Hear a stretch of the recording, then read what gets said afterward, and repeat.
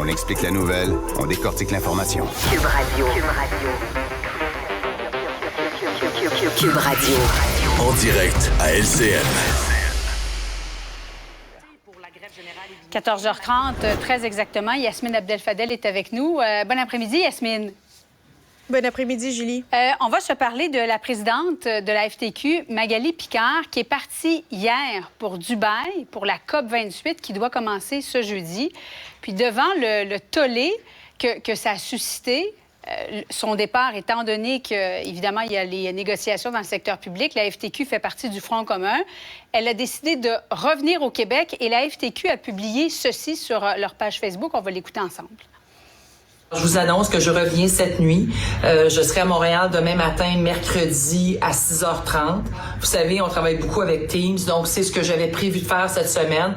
Mais maintenant que je comprends à quel point vous êtes pas content, vous êtes pas fiers de cette décision-là, alors on change les plans, je reviens. Réaction, Yasmine?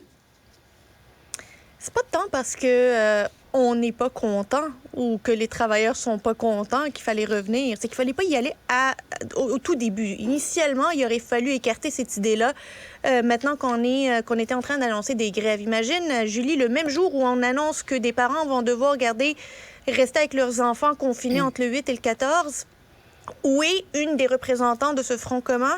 À Dubaï. C'est assez fou, là.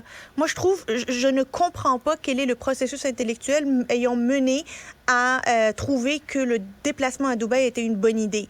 Tant d'un point de vue de négociation des conventions collectives, donner finalement une prise au gouvernement pour pouvoir le reprocher, la déconnexion également avec la réalité, mais par respect pour les travailleurs et les travailleuses qui représentent, à qui on demande de rester debout devant les lignes de piquetage en grand froid, là, de rester unis. Ces mêmes personnes-là, ouais. Et de rester unis, ces personnes-là, allez faire du piquetage, allez en grève, vous allez pas toucher votre argent, votre revenu. Pendant ce temps-là, moi, je vais aller parler environnement à Dubaï. Pendant ce temps-là, ma priorité, c'est l'environnement à Dubaï, avec 70 000 autres personnes. C'est quoi le message qu'on envoie? Et surtout avec l'argent des cotisants, moi, je vais prendre un avion pour aller à Dubaï, puis finalement revenir 24 heures plus tard parce que je me rends compte que c'était... En fait, on me dit que c'est pas une bonne idée parce que c'est pas vrai qu'ils s'en sont rendus compte.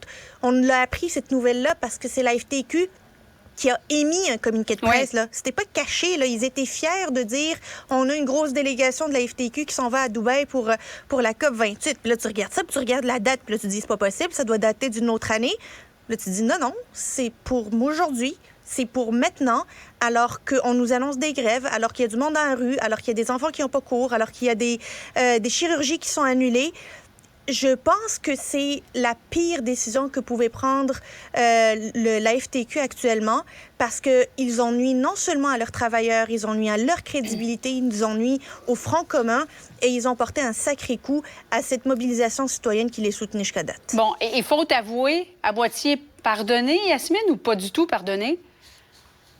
On va voir qu'est-ce que ça va donner, mais moi, je pense, je mets un petit 2 $ pour dire que je pense plus que le Front commun va parler des Kings de Los Angeles maintenant qu'ils sont devenus les Kings de l'hypocrisie. Est-ce que tu vois ça sous le même angle que le contrat avec les Kings qu'a signé Québec? Ben oui.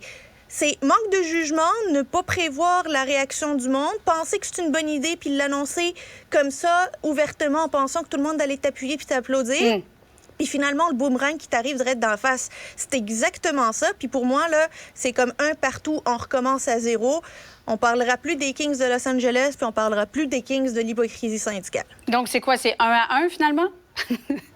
0-0 pour nous. OK, 0-0. C'est nous les perdants. Si Sonia Lebel s'était rendue à la COP28, est-ce que ça aurait suscité le même genre de tollé, selon toi? Il y aurait une pénurie de chemises à déchirer, Julie.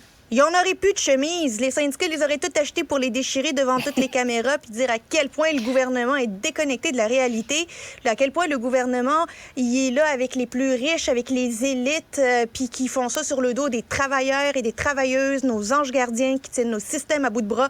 Regarde, j'ai même pas besoin de lire leurs lignes, je les connais par cœur.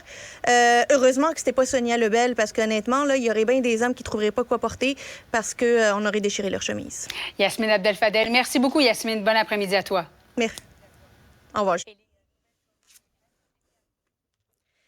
Merci à toute l'équipe de recherche et de mise en onde. C'est tout pour moi aujourd'hui. Je vous retrouve très bientôt pour un autre épisode sur Cube.